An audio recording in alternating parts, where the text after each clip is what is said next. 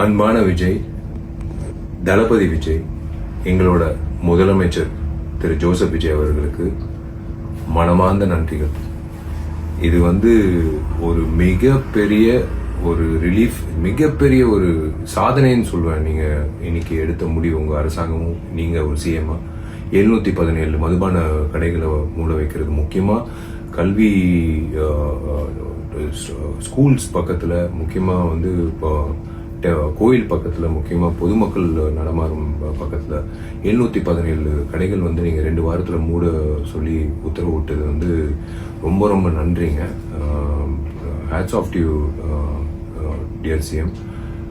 ரொம்ப சந்தோஷமா இருக்கு. ஏன்னா இன்னைக்கு இது இந்த விஷயம் கேள்விப்படும் போது ஏன் அவ்வளோ சந்தோஷமா இருக்குன்னா, கண்ணால நிறைய பேர் பெண் குழந்தைகள் அந்த ஹாரஸ்மெண்ட் தாண்டி அவங்க வீட்டுக்கு போகணும். ஏன்னா டாஸ்மேக் சில இடத்துல டாஸ்மேக்கை தாண்டி தான் அவங்க பஸ்ஸுலேருந்து இறங்கி பஸ் ஸ்டாண்ட்லேருந்து அவங்க வீட்டுக்கு போகணும் அப்படின்னு நிறைய பேர் கேட்கும்போது, இது யாராவது ஒருத்தர் மாற்ற மாட்டாங்களான்னு அப்படின்னு நானே நிறைய முறை யோசிச்சிருக்கேன்.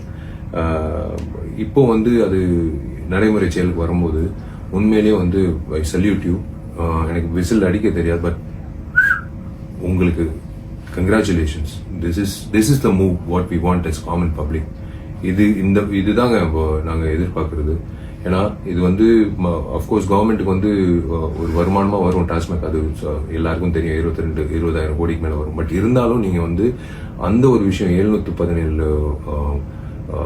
மதுபான கடைகள் நீங்க மூடுறது ஒரு மிகப்பெரிய ஒரு ரிலீஃப் கொடுக்கும், சந்தோஷம் கொடுக்கும் எத்தனையோ பேருக்கு, பொதுமக்களுக்கு, பெண்களுக்கு, முதியோர்களுக்கு, எல்லாருக்கும் இது ஒரு பெரிய வரமா இருக்கும். ரொம்ப ரொம்ப நன்றி சிஎம் அவர்கள். God bless you and please keep going, marching ahead like this for the public. Thank you.